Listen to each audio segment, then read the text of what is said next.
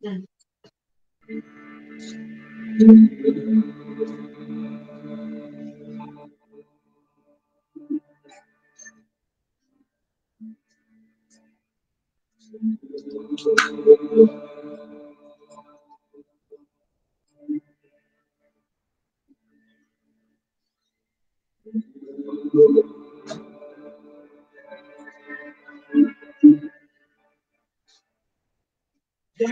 श्री गणेश विघ्ननाश गजानन जय श्री गणेश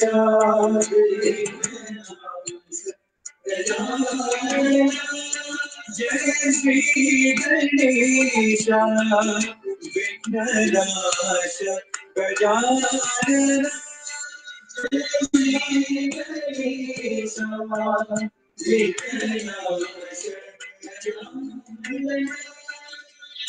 विद्याबुद्धि सर्वसिद्धि सुरंजना विद्याबुद्धि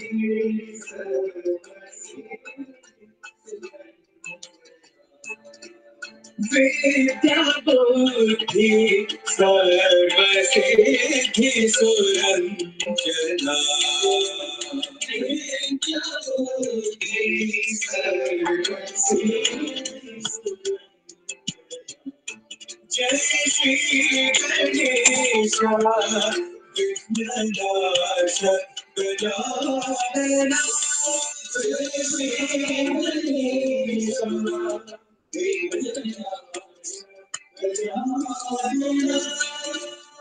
जय हे अम्बा श्री जगदम्बा वंदना श्री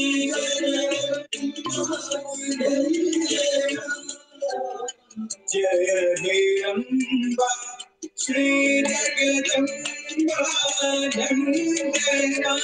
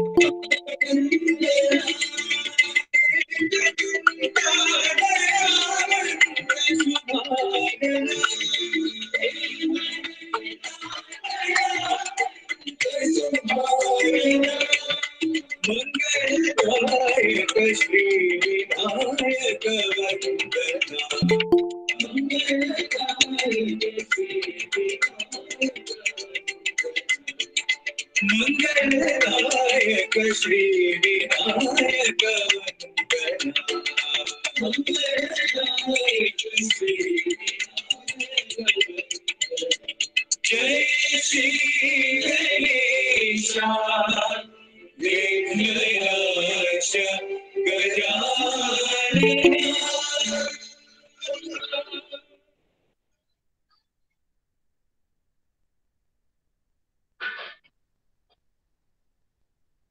ओम साई राम।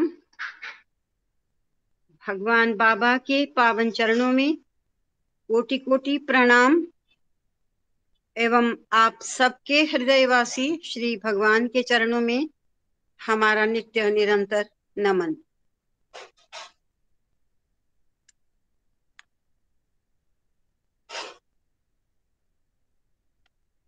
आज का विषय जगत गुरु, जिसको पहले हम पढ़ भी चुके हैं और उस पर विचार विमर्श कर भी चुके हैं, लेकिन पुनः उसी विषय पर हम विचार कर रहे हैं।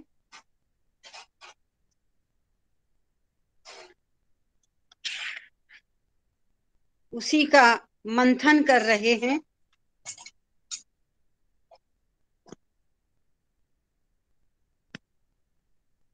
कि उस विषय में से हम कुछ ऐसा निकाल पाए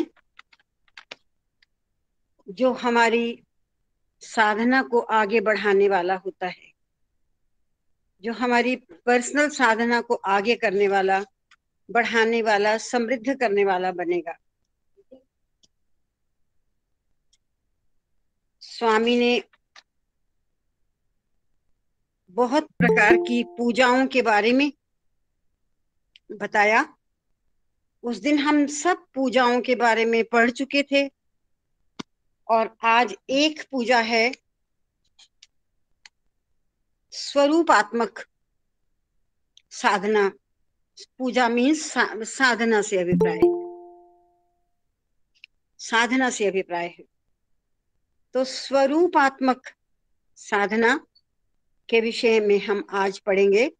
स्वरूपात्मक ज्ञान नामक साधना आत्मविचारणा की पद्धति है। इसके द्वारा हम अपने निज तत्व को जान सकते हैं। भगवान ने इसके बारे में नीचे लिखी पद्धति के द्वारा वर्णन किया है। जैसे इसका नाम ही है स्वरूपात्मक ज्ञान साधना। स्वरूप से तो अभिप्राय यही होता है अपना अपना रूप, अपना स्वरूप। यहाँ स्वरूप से अभिप्राय केवल हमारे शारीरिक स्वरूप से नहीं है, यहाँ तो उस स्वरूप से अभिप्राय है जो जिससे वास्तव में हम चल रहे हैं, जिससे वास्तव में हम चेतनावान प्राणवान बने हुए हैं, उस स्वरूप से अभिप्राय है। तो भगवान ने आज इस स्वरूपवती साधना के बारे में, स्वरूपात्मक ज्ञान नामक साधना, इसीलिए कहा आत्म विचारणा की पद्धति है, अपने विषय में जानने की पद्धति है। इसके द्वारा हम अपने निज तत्व को जान सकते हैं। भगवान ने इसके बारे में नीचे लिखी पद्धति के द्वारा वर्णन किया है। नीचे लिखी पद्धति के द्वारा वर्णन किया है। कैसे? शास्त्रों में स्वविमर्शात् मोक्षः कहा गया है। इसका तात्पर्य है आत्म विचारणा ही मोक्ष है। इसीलिए सभी शास्त्र तुम्हें अपने स्वरूप को जानने के लिए कह रहे हैं। इस विशाल विश्व में कई सिद्धांत हैं, इसलिए सभी वही मैं हूं या अहम शब्द की सत्यता का अन्वेषण करना काफी है। कह वेदांत ने बतलाया है। मैं का अंतरार्थ पता लगाने पर सब कुछ समझ आ जाएगा। मैं सभी में है, सभी में स्थित ये मैं ही आत्मा या ब्रह्म है। सभी में दो मैं होते हैं, एक मन के साथ मैं और दूसरी आत्मा के साथ स्थित मैं। सही में आत्मा ही है। मन से गलत विधि से जुड़ा मैं अहंकार होता है। सही मैं से जुड़ा मन अहम ब्रह्मास्मि नामक परम सत्य को, मैं ही भगवान हूँ, इस बात को जान लेना है। वह शरणागति मार्ग ही चाहे आत्म विचारणा का मार्ग हो, अहंकार को हटा देने के द्वारा अंतिम लक्ष्य को पहुंच जाते हैं। अहंकार से तात्पर्य शरीर और मन से तादात्म्य वहन करना ही है।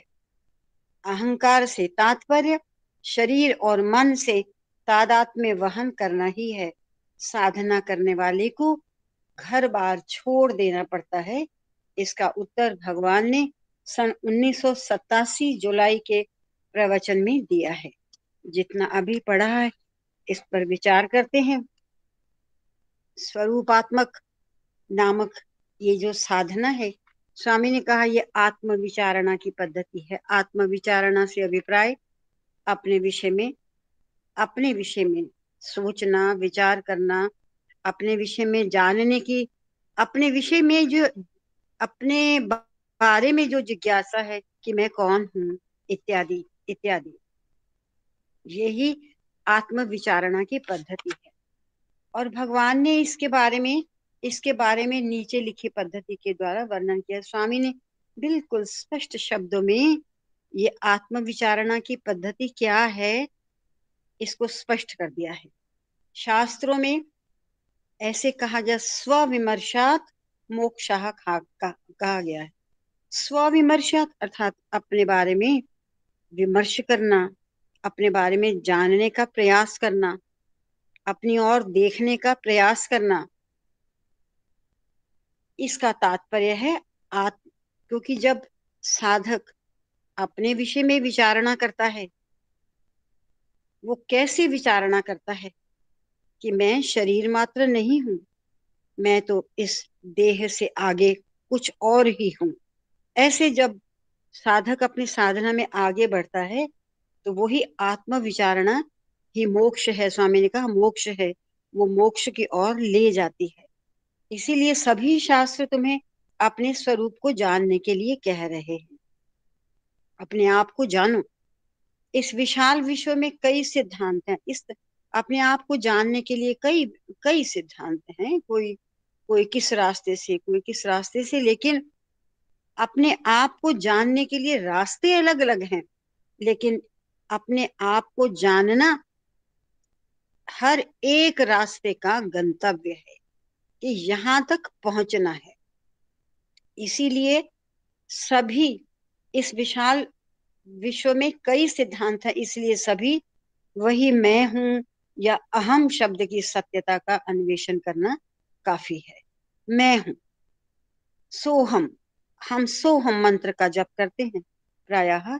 सोहम, सो का मतलब है वह, और अहम मैं हूं।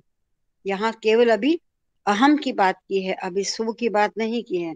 अहम मैं हूं या अहम शब्द की सत्यता का अन्वेषण करना काफी नहीं, खोजना केवल कि मैं शब्द से क्या अभिप्राय है इतना काफी नहीं है।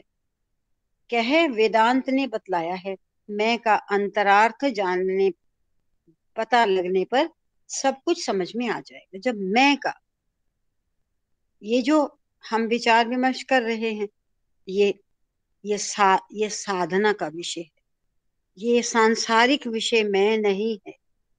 हम सुबह जगने से लेकर और रात को सोने तक बहुत बार, अनेकों बार मैं शब्द का प्रयोग करते हैं। और वो मैं शब्द हम किसके लिए करते हैं, कभी हमने इस पर विचार करने की आवश्यकता भी नहीं समझी। हम वो मैं शब्द का विचार का जो प्रयोग है वो अपने शरीर मात्र, मुझे जो लगता है वो शरीर के लिए, मैं जा रहा हूँ, मैं कर रहा हूँ, मैं करता हूँ इत्यादि, जो मैं का ये प्रयोग होता है केवल शरीर के धर्म के लिए ही होता है। लेकिन स्वामी ने इसी को कितने अच्छे से स्पष्ट किया कि मैं का अंतरार्थ पता लगने पर सब कुछ समझ में आ जाएगा। मैं सभी में है। स्वामी अब इसको आध्यात्मिक दृष्टि से मैं शब्द को स्पष्ट कर रहे हैं। सांसारिक दृष्टि से, भौतिक दृष्टि से तो मैं का हमें पता ही है, हम किसके लिए मैं का प्रयोग करते हैं। सभी में स्थित वह मैं ही आत्मा या ब्रह्म है। स्वामी ने बिल्कुल एक एक शब्द से स्पष्ट कर दिया। ये सभी में स्थित ये जो मैं है, ये मैं ही आत्मा या ब्रह्म है। सभी में दो मैं होते हैं, एक मन के साथ स्थित मैं और दूसरा आत्मा के स्थित मैं। जो वो मन के साथ स्थित मैं है ना, उसी को मैंने अभी कहा कि हम अपने शरीर के लिए प्रयोग करते हैं। मैं करता हूँ, मैं जाता हूँ, मैं देता हूँ, इत्यादि इत्यादि प्रकार से। और सही मैं तो आत्मा ही है। मन से गलत विधि से जुड़ा मैं अहंकार होता है। मन से गलत विधि से जुड़ा मैं अहंकार होता है। मैंने बहुत कुछ कर दिया, या ये जो मैं होता है कि जिसमें अहम भाव रहता है, वो अहंकार ही होता है।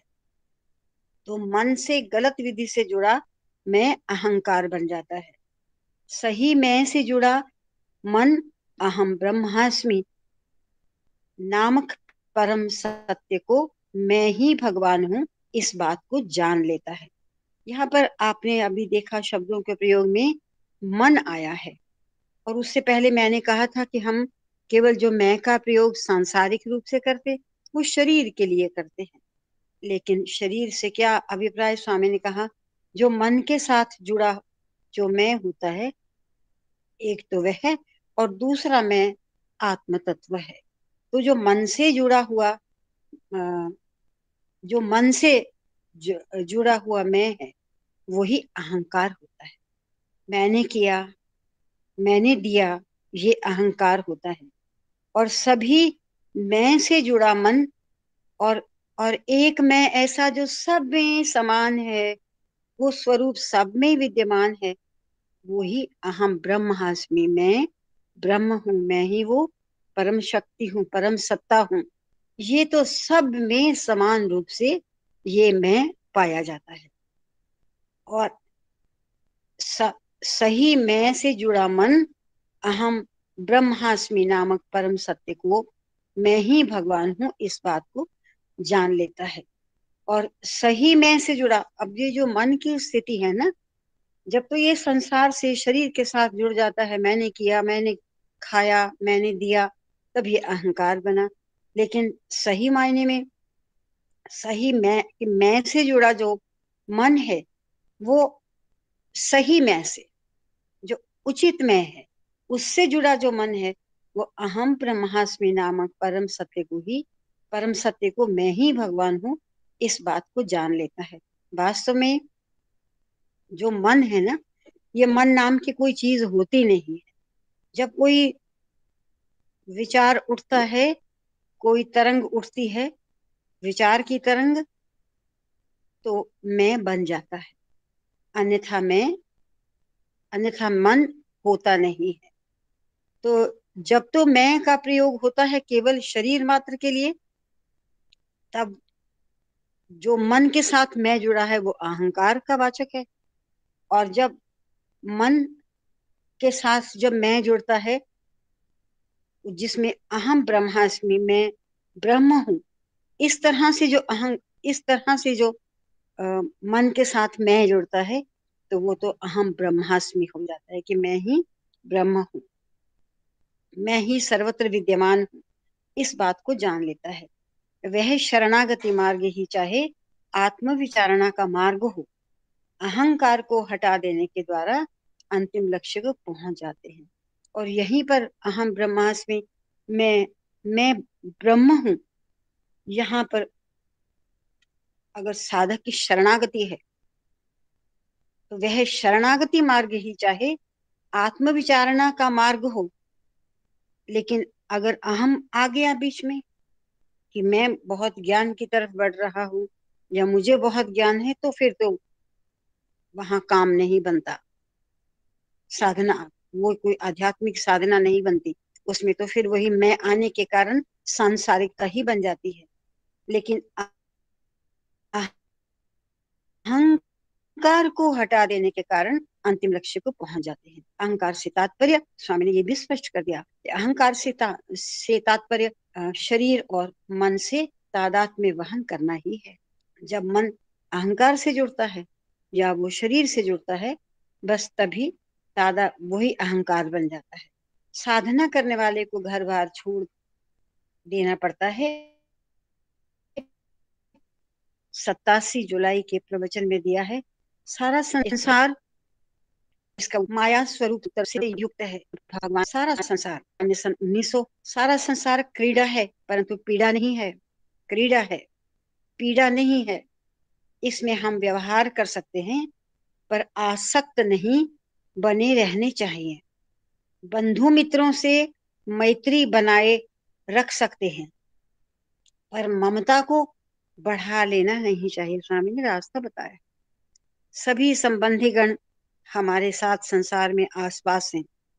सभी के साथ मैत्री भाव बनाना अलग बात है, लेकिन ममत्व को बढ़ा लेना तो फिर वो अहंकार को ही बढ़ाना होता है। पर ममता को बढ़ा लेना नहीं चाहिए। हमें कर्मों का त्याग नहीं करना है, अपितु कर्मों के प्रति दोषों को निर्मूलन करना चाहिए। कर्मों के प्रति दोष अभिप्राय जो कि आसक्ति इत्यादि बन जाते हैं, उन्हीं को निर्मूलन करना, उनको भी जड़ से खत्म कर देना है। कर्मों में स्थित दोषों का परिहार करने का प्रयत्न करना चाहिए। कर्मों में स्थित दोषों का परिहार करने का प्रयत्न, जो भी हमारे कर्म हम करते हैं उनमें क्या दोष है, कैसा है, उसको हटाने का, उन दोषों को दूर करने का प्रयास करना चाहिए। वही चित्रस्य शुद्धये कर्मः कहलाता है। यहाँ पर चित्रस्य नहीं, यहाँ पर चित्तस्य होना चाहिए। वही चित्तस्य शुद्धये कर्म कहलाता है। वही चित्त की शुद्धि के लिए किया गया कर्म होता है, जिसमें आसक्ति ना आए, वो कर्म चित्त की शुद्धि ही करता है। कर्मों के द्वारा मानसिक शुद्धि होती है, और अच्छे या बुरे कर्मों का आधार बुद्धि है।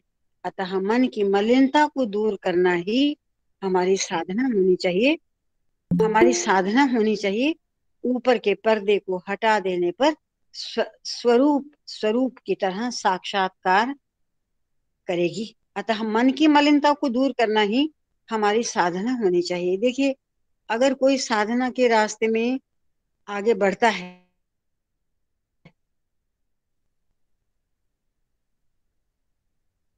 तो सबसे पहले तो हमें निरंतर अंतर्मुखी होता है साधक, तो उसको अपनी जो मलिनता है वो दिखाई देनी शुरू हो जाती है। अगर कोई कहे कि नहीं मुझे नहीं दिखाई देती,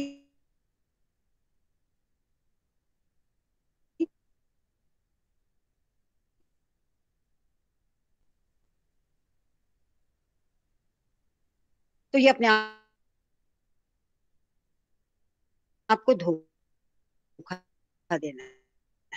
आप लेकिन भगवान के सामने तो अपनी गलती को एक्सेप्ट करके उससे प्रार्थना करना कि मेरे में ये दोष है, यहाँ मेरे में द्वेष है, यहाँ मेरे में घृणा है, ऐसे ऐसे भाव हैं, गलत भाव हैं, भगवान आप ही मेरे इन दोषों को निकाल सकते हो। तो यही हमारी साधना, मलिनता को दूर करना ही हमारी साधना होनी चाहिए। ऊपर के पर्दे को हटा देने पर स्वरूप की तरह साक्षात करेगी। और ये जो ऊपर का पर्दा है, यही यहाँ पर भी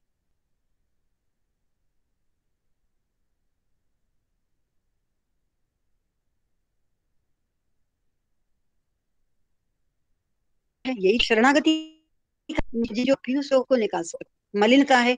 और इसी तरह से ये जो स्वरूप साधना है वो स्वरूप की तरह साक्षात करेगी, दर्शन देगी कि तुम्हारा फिर, क्योंकि जब ये अब आप देखिए गंदला पानी है और उसको हिलाएंगे, हिलता है, हिल हिल के गंदगी ऊपर आ जाती है। उसको हम सुधाए आते हैं, आप ऊपर की गंदगी को छान दें, फिर नीचे स्वच्छ पानी रह जाता है। ऐसे ही हमारे मन की जो मलिनताएं होती हैं उनको निकालते जाएं तो नीचे तो स्वरूप की तरह, स्वरूप तो वो परम, वो पवित्र स्वरूप है, स्वरूप की तरह साक्षात करेगी, दर्शन देगी। ये है स्वरूपवती साधना, जिसके बारे में भगवान ने सबसे अंत में कहा। और यही वो साधना है जो हमें अपने प्रिय भगवान से जल्दी ही मिला देती है। साधना करते, जो भी हम साधना करते हैं, जो भी हम भक्ति या कोई भी शब्द से आप व्यवहार करते हैं, जो भी साधना करते हैं, उसका परम लक्ष्य तो यही होता है, अपनी पवित्रता करना, बस। और कुछ अपने मन की पवित्रता करना, बस। जैसे जैसे भी हम रास्ते में, हर एक का रास्ता अपना अपना है। हम रास्ते में बढ़ते हैं, चलते हुए हर एक का अनुभव अपना अपना है। बस अपने अनुभव में ये तो बात स्पष्ट है कि अपने मन की मलिनताओं को जब तक दूर नहीं किया, तब तक साधना का मार्ग खुला नहीं। अगर साधना का रास्ता खोलना है तो अपने मन को पवित्रता की ओर बढ़ाना है और भगवान से निरंतर प्रार्थना करनी है, क्योंकि ये जो मलिनता है, ये ये बीच में है और अपने भगवान से हमें मिलने नहीं देगी, बस। और आगे, और फिर इससे जुड़ा हुआ एक सुंदर सा विषय और लिया, सृष्टा, मतलब सृष्टा और सृष्टि के एकत्व भाव के बारे में बतलाते हुए बाबा कहते हैं, इन दोनों की एकता के बारे में जानने की इच्छा करना या अनुभव करना चाहो तो निरंतर तड़प होनी चाहिए। ये अनुभव एक उपहार की तरह दिया नहीं जा सकेगा। दृढ़ प्रयत्न से ही ये अनुभव होता है। उस प्रयत्न को जारी रखने पर ही वह अनुभव निरंतर बना रहेगा। दिव्य चेतनता में ही बने रहने का निश्चय कर लेने पर कुछ भी आपके आड़े नहीं आएगा। इस प्रकार साधना के क्षेत्र में साधक के स्व प्रयत्न की बहुत आवश्यकता होती है। एक बार वृंदावन में स्वामी अपने सामने स्थित टेबल पर रखे गुलदस्ते को दिखाते हुए, ये टेबल और ये गुलदस्ता भी भगवान का ही है। ऐसी कोई भी चीज दुनिया में नहीं है जो भगवान का नहीं है, कहा। तब मैंने धैर्य को जुटाकर कहा, स्वामी आप सत्य को देखते हैं, इसलिए इसे बहुत सहजता से बता पा रहे हैं, लेकिन हमारा ये ज्ञान केवल बुद्धि के स्तर पर ही है। यदि आप अपनी दया और अनुग्रह को हमारे ऊपर बरसाएं तो इसे हम अनुभव में ला सकते हैं। मेरे चारों ओर स्थित लोगों ने भी मेरी बात पर सहमति प्रकट की। इस पर भगवान ने कहा, भगवान का अनुग्रह सभी जगह सभी समय रहता है, इसमें आपके प्रयत्न की आवश्यकता नहीं है।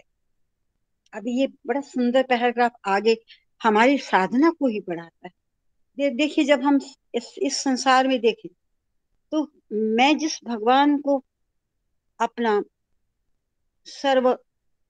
सर्वस्व मानती हूँ, और जब मैं इस संसार को देखती हूँ तो जो मेरा सर्वस्व कहाँ है यहाँ। अगर मुझे भिन्नता नजर आ रही है, अरे छोड़ो, ये तो संसार है, इसमें क्या क्या लेना देना। लेकिन स्वामी ने कहा, सृष्टा और सृष्टि के एकत्व भाव के बारे में बतलाते हुए बाबा कहते हैं, सृष्टा जिसने जो सृजन करता है, जिसने इस संपूर्ण सृष्टि की रचना की है, और उसकी जो रचना है ये वो सारी सृष्टि जो हमें दिखाई देती है, तो इनके एकत्व भाव के बारे में कि ये एक ही है, इसके बारे में बतलाते हुए बाबा कहते हैं, इन दोनों की एकता के बारे में जानने की इच्छा करना या अनुभव करना चाहो तो निरंतर तड़प होनी चाहिए। ये अंदर से ये भी तो तड़प होनी चाहिए ना, कि तूने ये सृष्टि की रचना की है, तू है कहाँ इसमें, तू कहाँ दिखाई देता है यहाँ पर। ये देखिए, बिल्कुल हम, अगर आप सब ने नाटक देखे होंगे, रंगमंच देखे होंगे, पात्र पर्दे के आगे आते हैं, पर्दे के पीछे बहुत से क्रियाकलाप हो रहे होते हैं। जो उस नाटक का डायरेक्टर होता है वो पीछे से काम करता है और आगे पात्रों को भेजता रहता है और वो अभिनय करते रहते हैं, और हम खो जाते हैं उसमें कि ये जो पात्र अभिनय कर रहे हैं, बस यही तो है ये नाटक।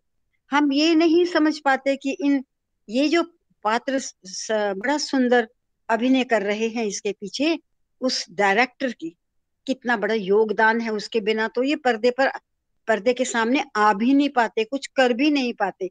बस इसी उदाहरण को आप हमें समझना है, हमें समझना है कि यही है सृष्टा और सृष्टि का एकत्व भाव।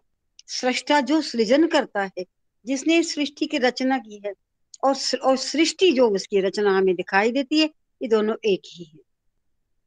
देखिए, हम बचपन में आपको भी याद होगा ऐसे सुंदर सुंदर गीत गाते थे। वो थे तो फिल्मी ही, ये कौन चित्रकार है, ये कौन चित्रकार है, इस तरह से हम सुंदर सुंदर गीतों को गाते थे कि जिसने ये इतनी सुंदर सृष्टि बना दी। दूर मत जाइए, एक किसी अपने गार्डन में, छोटे से गार्डन में अपने फूलों को देखिए। हाँ, अगर हम देखते हैं तो कितने सुंदर फूल हैं, किसने बनाए हुए। हम तो फूलों में ही खो जाते हैं। उसकी सृष्टि इतनी सुंदर लग रही है कि हम सृष्टि में ही खो गए। लेकिन सृष्टि के पीछे इसका सृष्टा कौन है, इसका सृजनकर्ता कौन है, उसके बारे में जब हम बैक मुड़ना चाहेंगे कि एक सुंदर सुंदर रंग किसने भर दिए इन फूलों में। आप देखिए, कौन, दुनिया का कोई चित्रकार ऐसा नहीं होगा जो इतने सुंदर कॉम्बिनेशंस, कलर कॉम्बिनेशंस को बना पाएगा जितना हम फूलों में, पत्तों में रंगों का रंगों का कॉम्बिनेशन देखते हैं। रंगों का मैं कहती हूँ सामंजस्य देखते हैं। कहीं बिल्कुल पिंक, कहीं उससे थोड़ा सा रेड, इतना सुंदर कलर्स होते हैं फूलों में। तो जिसकी ये सृष्टि है वो कितनी सुंदर है, तो इसका जो बनाने वाला वो कितना सुंदर होगा। बस हमारी साधना, अगर हमने इस प्रकार से जानना शुरू कर दिया, हमारी क्वेरी आगे बढ़ती है, तो आप यकीन मानिए हमारी साधना आगे बढ़ेगी और हम अपने सृजनकर्ता के नजदीक पहुंचते पहुंचते पहुंचना शुरू होंगे। उसको देखना शुरू करेंगे, वो कितना सुंदर है जिसने इतनी सुंदरता बिखेरी है इस सारी सृष्टि में। तो इन दोनों की एकता के बारे में जानने की इच्छा करना, अनुभव करना चाहो तो निरंतर तड़प तो होनी चाहिए ना। कहाँ से पहुंचे हम उसको। मैंने कहा ना, वो पर्दे के पीछे डायरेक्टर है और पर्दे को हम देखते भी नहीं कि वो डायरेक्टर कौन है। लेकिन तड़प तो होना कि मुझे जानना है वो किसने इतना सुंदर कविता की रचना की है, मुझे जानना है कि किसने इतनी सुंदर फूल को बनाया है। वो तड़प हमारी साधना है, वो ही हमारी तड़प, हमारी साधना है। तो हमें निरंतर हमें तड़प तो होनी चाहिए ना। तो ये अनुभव एक उपहार की तरह दिया नहीं जा सकेगा, स्वामी ने नहीं दे सकता। तुम तो अपने प्रयास से ही इसको पाओगे। तो दृढ़ प्रयत्न से ही अनुभव होता है। उस प्रयत्न को जारी रखने पर ही वह अनुभव निरंतर बना रहेगा। मैं आपको उदाहरण देती हूँ। आप सबने भगवत गीता का को पढ़ा होगा। वर्षों पहले सिलेबस बदलते रहते हैं, लेकिन भगवत गीता का 10वां अध्याय हमारे सिलेबस में था। और 10वें अध्याय में जब अर्जुन को नहीं समझ में आता तो भगवान उसको एक एक चीज के बारे में बता रहे हैं। वृक्षाणाम अश्वत्थोहम, वो बता रहे हैं वृक्षों में मैं ये हूँ, पौधों में मैं ये हूँ, इत्यादि इत्यादि सभी कुछ बता रहे हैं। और तब समझ में मुझे थोड़ा थोड़ा आने लगा, अच्छा इस सब के पीछे ये है सृजनकर्ता। जब अर्जुन को नहीं समझ में आया तब उसने कहना शुरू किया। और हाँ, और जो भगवत गीता का वो अध्याय है जिसमें भगवान सारे अपने स्वरूप स्वरूप को दिखा रहे हैं, और इन सब स्वरूपों के, और अर्जुन बहुत परेशान है। अर्जुन प्रतिनिधित्व करता है हर एक इंसान का। कि हम अगर अपनी सृष्टि में देखते हैं तो क्या समझ में नहीं आता सब कुछ वही है क्या। लेकिन अगर हम समझ जाए कि हाँ सब कुछ वही है, तो उसके पीछे, उस पर्दे के फिर पीछे वाले के थोड़े थोड़े थोड़े थोड़े दर्शन होने लगते। दर्शन ना भी हो तो ये तो कम से कम आभास तो होने लगता है कि इसके पीछे कोई है, कोई है। बस आप वो भगवत गीता का 10वां अध्याय भी आप देखिएगा। उस प्रयत्न को जारी रखने पर उसको उसको समझ नहीं आता ना। अर्जुन बार बार कहता है कि मैं इनको मारने का कारण नहीं बन सकता। ये मेरे चाचा, ताऊ, भाई, फूफा सब हैं, और इनको मारकर मैं अपने हाथ रक्त से रंजित नहीं करना चाहता। और इनको इनको मारकर मुझे सिर्फ पाप के सिवाय कुछ नहीं मिलेगा।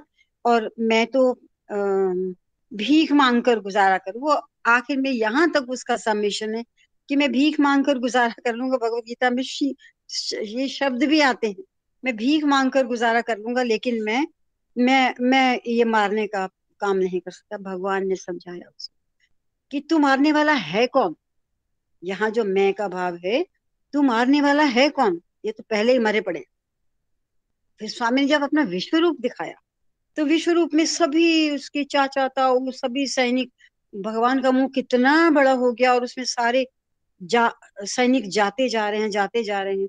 तब उसको समझ में आया कुछ कि वो ही है एकमात्र कारण, इस सृष्टि का कारण, जिसने इतनी बड़ी रचना की है, अंत में उसी में विलीन हो जाती है।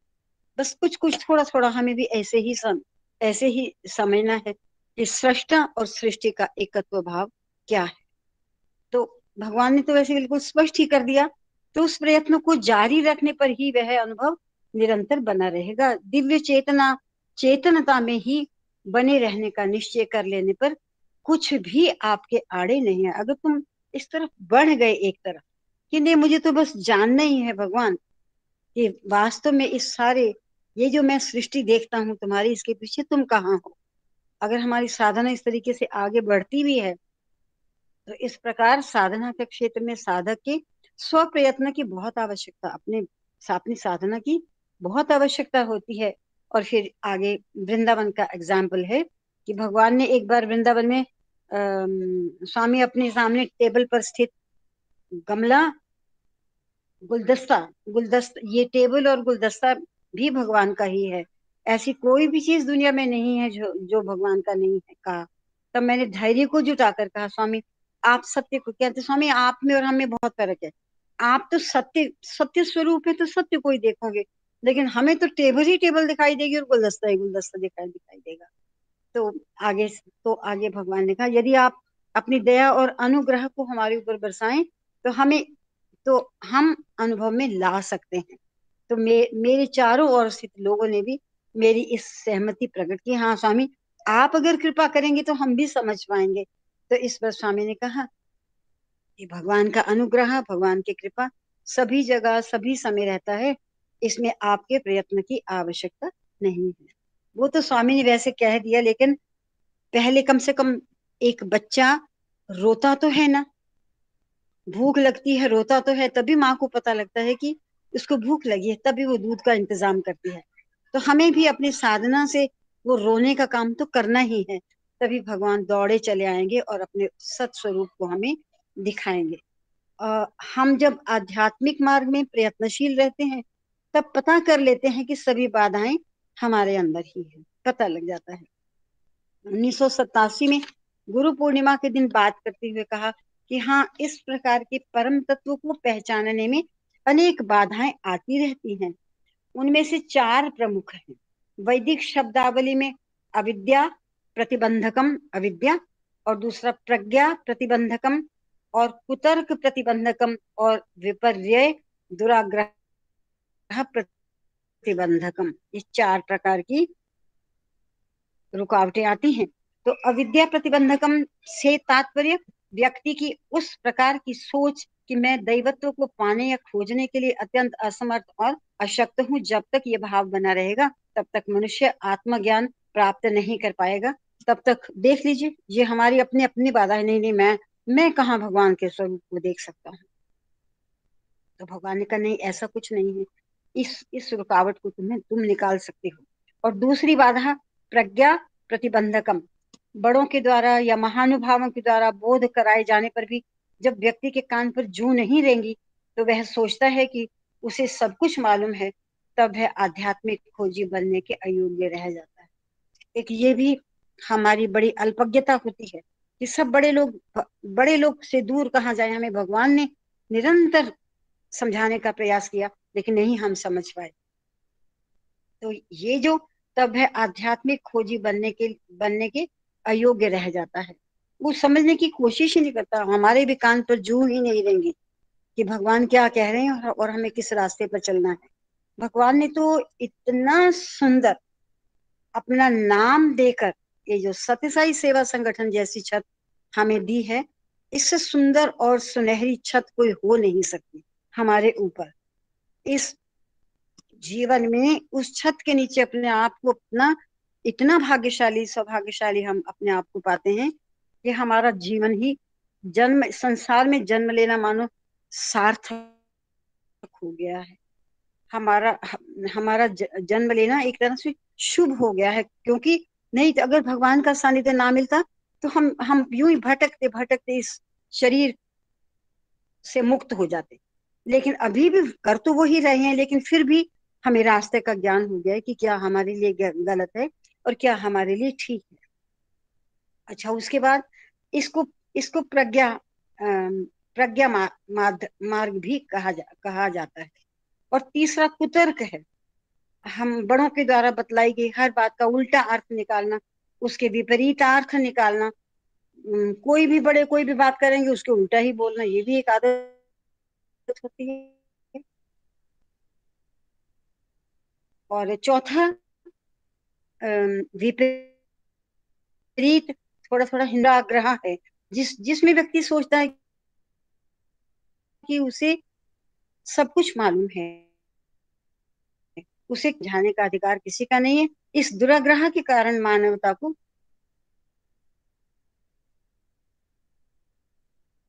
भुलाकर दिव्यत्व को समझने की कोशिश है। ये भी एक कारण बनता है। कोई समझा रहे हैं और हमारी इतनी वास्तव को हम सुने नहीं।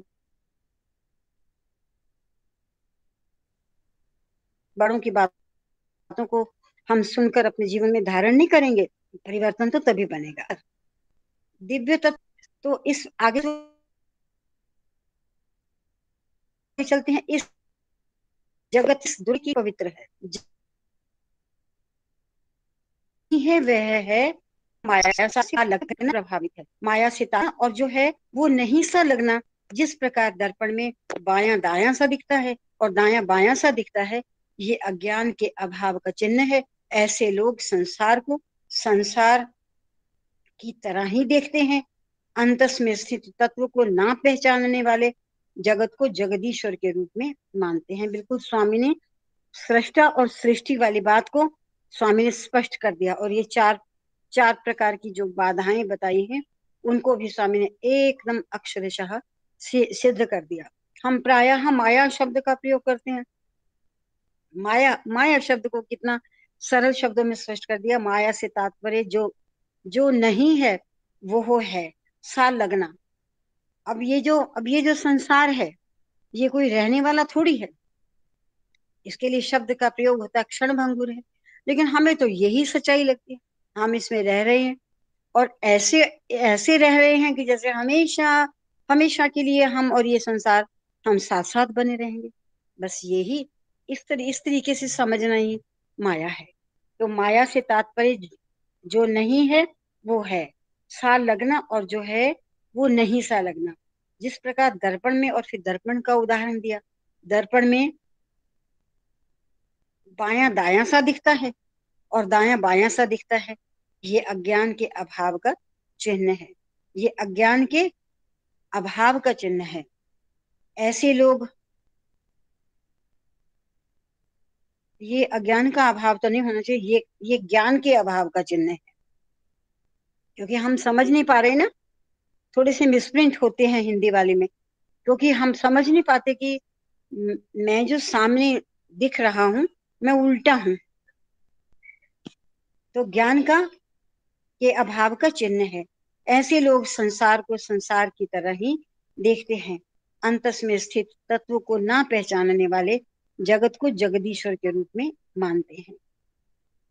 और ऐसे लोग जिनको नहीं हम जैसों को समझ में आ रहा, तो संसार को संसार की तरह समझते हैं। और और जो अंदर स्थित हमारे, जो जिसके लिए आत्मा कहा, ब्रह्म तत्व कहा, आत्म तत्व कहा, उस तत्व को ना पहचानने वाले जगत को जगदीश्वर के रूप में, ये जो संसार है बस यही भगवान दिखाई देता है। इसके अतिरिक्त और भगवान कहीं, जगदीश्वर कहीं नहीं है। बस यही हमारा अज्ञान है, यही अज्ञान है। इतना सुंदर स्वामी ने ऐसे सरल शब्दों में सारा वेदांत वेदांत का दर्शन स्पष्ट कर दिया।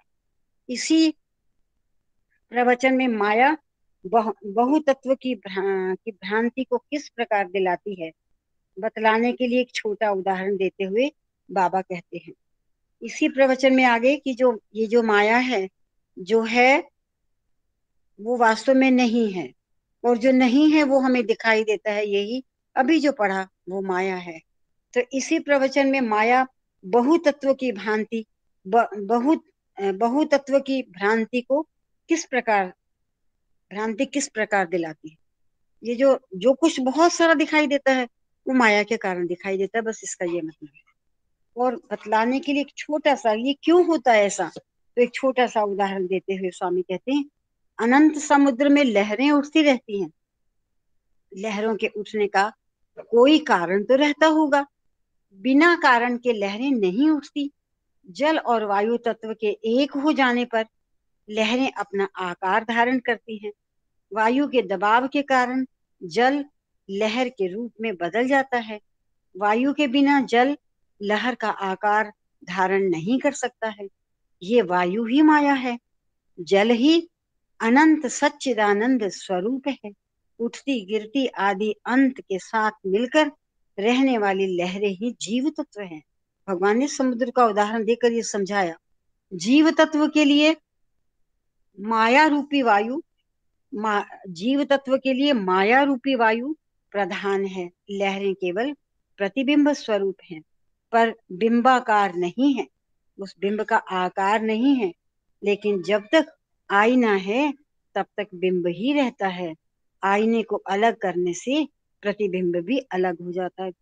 अब आईने में, शीशे में अगर हमारी परछाई पड़ रही, शीशा अलग कर दो तो कोई प्रतिबिंब नहीं है इत्यादि। तो बिंब तो हमेशा बना रहता है। बाबा ने बताया ये बड़ी सुंदर बात सिंगल इन्वर्टेड कॉमा में स्वामी ने समझाई है। फिर से इसको पढ़ूं क्या? तो ये अनंत समुद्र में लहरें उठती हैं। लहरों के उठने का कोई कारण रहता होगा, बिना कारण के लहरें नहीं उठती।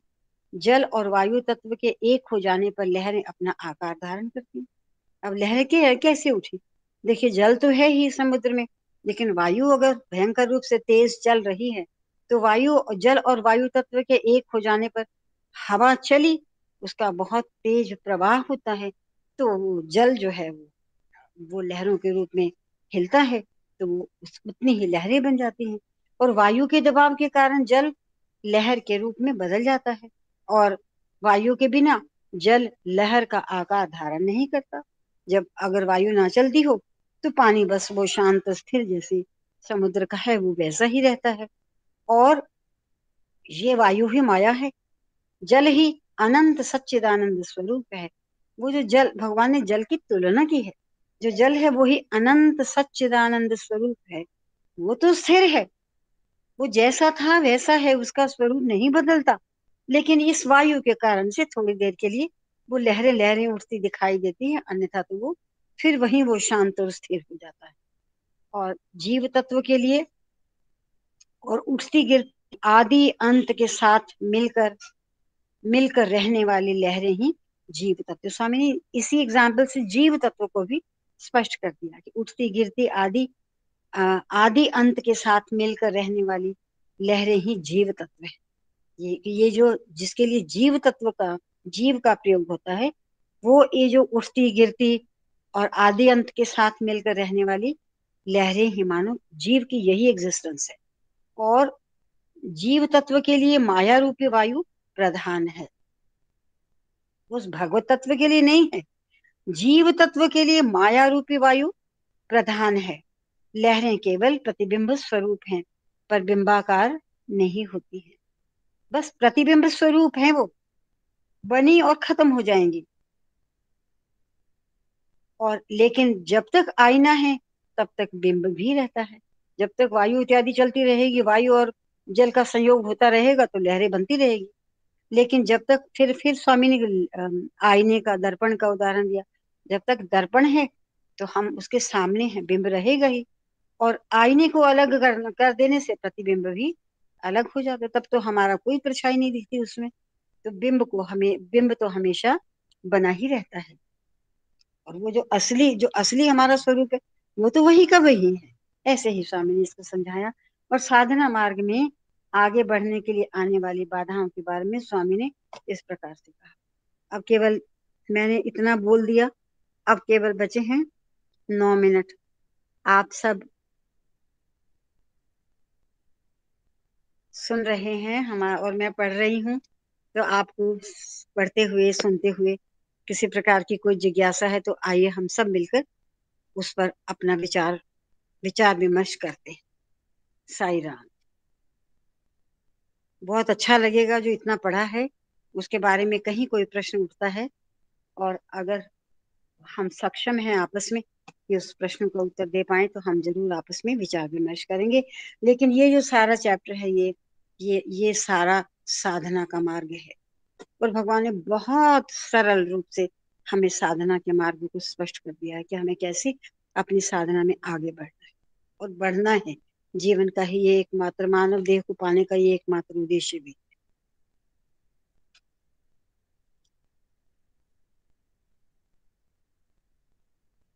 कोई जिज्ञासा?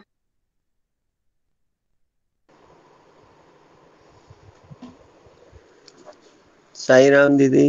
डॉक्टर साहब, साई राम, साई राम। बहुत अच्छा, आपने ये बहुत अच्छा चैप्टर है, इसमें बहुत ऑलमोस्ट बहुत अच्छे से क्लियर हुआ है सारी चीजें। हाँ जी। तो बाबा ने जैसे एक यूनिटी, प्यूरिटी एंड डिविनिटी, बाबा ने शायद 3 स्टेप्स में यहाँ तक पहुंचने के लिए शायद पूरे, अगर हम देखें तो सारी जगह बाबा का ये मैसेज बहुत कुछ आता है। जी तो उसके साथ हम इसको can we correlate and can we expand little bit how to reach up to that point by these 3 steps which Baba has given. बस हाँ मेरा जी। यही जिज्ञासा थी भी उसको हम कैसे कोरिलेट कर लें। डॉक्टर साहब, जो मुझे थोड़ी से, जो मेरी छोटी बुद्धि में समझ आता है, इस टॉपिक को हमने पहले कैंप्स में भी किया था बहुत, यूनिटी, प्योरिटी, डिविनिटी। हम्म और ये टॉपिक एज इट इज मेरे पास भी है। स्वामी के सामने ही एक बार गुरु पूर्णिमा के अवसर पर डॉक्टर आंजनेय और अच्छे अच्छे 3 स्पीकर थे जिन्होंने इन टॉपिक्स को किया था। तो जो मेरी समझ में आता है, यूनिटी से अभिप्राय, जो हमारा द्वैत भाव है ना, हम्म जो मैं और ये सृष्टि अलग अलग है। हम्म मैं ये सृजन करता, और ये मतलब समझना, ये जिसने सृष्टि की रचना की और ये सृष्टि एक ही है। इस सृष्टि के पीछे जो कोई भी पावर है जिसने इसकी रचना की है ना, वो और ये सृष्टि एक ही है। ये तो मैं समझती हूँ यूनिटी। जहां हम भ्रम खाए हुए हैं, हम अपने आप को ये बिल्कुल इस संसार में हमने जो खो दिया अपने आप को, लेकिन हम ये नहीं समझ पा रहे कि इस संसार में इसको बनाने वाला कौन है। इस नजरिए से अगर हम चलेंगे तो शायद हम इस संसार की भ्रांति में नहीं खोएंगे। मैं फिर और आपके साथ विचार करूंगी, जो अभी तक मेरे को समझ में आया यूनिटी से, बस यही अभिप्राय है। और फिर अगर ये प्रैक्टिस हम में आ जाती है और भी आगे बढ़ती है ये यूनिटी, अगर मतलब ये यूनिटी हम में बनती है, तो तब मेरा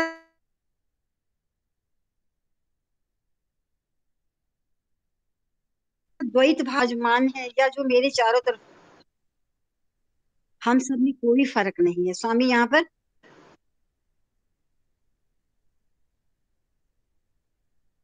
बीच में प्रेम का कॉन्सेप्ट, एक क्या कहते हैं, एनर्जी है इस बीच में जो चलती है इस सृष्टि को बांधने के लिए।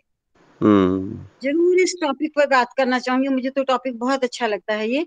तो ये तो मेरे अनुसार संक्षेप में मैं कहूंगी यूनिटी है। और अगर ये यूनिटी आ जाती है, देखिए द्वैत कहाँ बना। मैं और डॉक्टर नरेश कुमार बिल्कुल अलग अलग है ना, लेकिन अगर हम सोचते हैं नहीं, मैं और मेरे सामने जो भी कोई विराजमान है वो मैं, और फर्क कितना है, वही टेक्सचर जिससे मैं बना हूं और जिससे कोई दूसरा बना है। और ये तो हाँ, बाह्य रूप से अपना समत्व भाव करना, लेकिन अंतः भाव से भी समत्व करना, कि मेरे अंदर और जो मेरे सामने विराजमान है उसके अंदर वो एक ही परम तत्व है, वो एक ही जीवात्मा है, जिसका जो किसी भी तरह से एक पॉइंट भी मेरे से और उसमें भिन्नता नहीं। ये समझना यूनिटी का भाव है। और अगर ये यूनिटी आ जाती है, अगर मैंने अपने सामने वाले को भी अपना ही स्वरूप जान लिया कि वो मेरा ही तो स्वरूप है, वो मेरा ही तो अपना है, तो बस उसके बाद प्योरिटी आती है। और अगर प्योरिटी आ गई,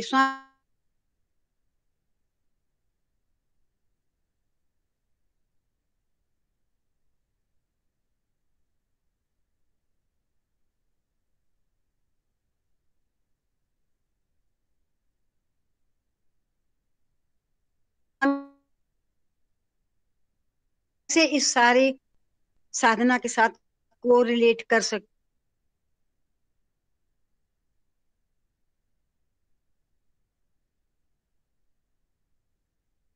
समय मिलता है तो हम इस टॉपिक को भी ऐसे ही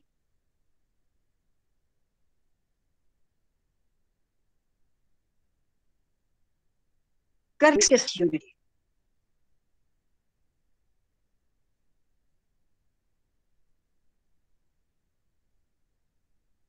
मिनट साई राम दीदी, आई थिंक आरती कर लें हम, क्योंकि वी कैन डिस्कस एट हाँ सम लेटर बिल्कुल, स्टेज। हाँ बाद में करेंगे इसको, क्योंकि ये एक लंबा टॉपिक है ये। और राइट लेकिन राइट राइट। बिल्कुल संक्षेप में मेरे को यही समझ में आया, कौन सी प्योरिटी और फिर डिविनिटी कैसे आता है। सही राम दीदी, सही राम, वी कैन सही। बाद में कर लेंगे डिस्कस जी ये। हाँ जी, हाँ जी, और इसको टाइम चाहिए बहुत। हाँ राइट दीदी, राइट, सही राम। साई राम।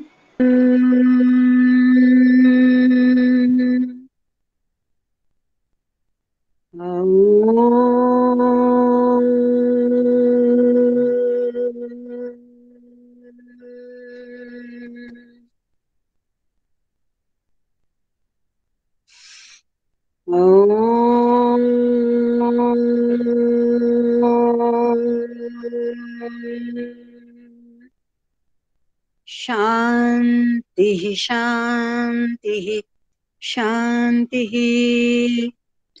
समस्त लोकाः सुखिनो भवन्तु। समस्त लोकाः सुखिनो भवन्तु। समस्त लोकाः सुखिनो भवन्तु। ओम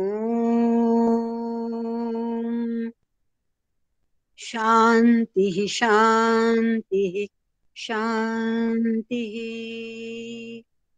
जय बोलो भगवान श्री सत्य साई बाबा जी की जय। ओम साई राम। आप सबको सादर सप्रेम साई राम, साई राम, सही राम साई दीदी। राम, साई राम, साई राम, साई राम। साई राम, साई राम।